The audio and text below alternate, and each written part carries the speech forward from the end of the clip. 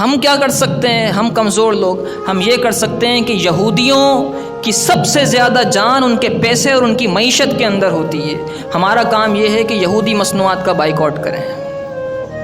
ان کی جو پروڈکٹس ہیں ان کی لسٹ آپ نکالیں، اپنے ملک کی اسلامی ممالک کی بنی ہوئی چیزیں استعمال کریں. اسرائیل اور یہودیوں اور ان کے جتنے ساتھی ہیں ان کی چیزوں کا بائیکاٹ کر دیں. آپ بائیکاٹ کر کے دیکھیں 1 مہینے تک یہ گھٹنے ٹیکنے پر مجبور ہو جائیں گے.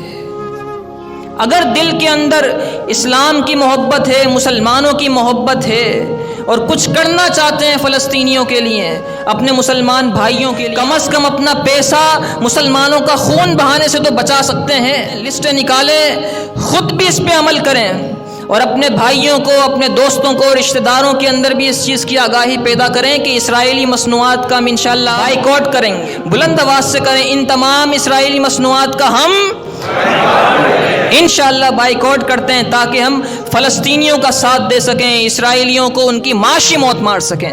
اللہ تعالی ہمارے ایمان کی حفاظت فرمائے، امت مسلمہ کو عروج اور ترقی عطا فرمائے.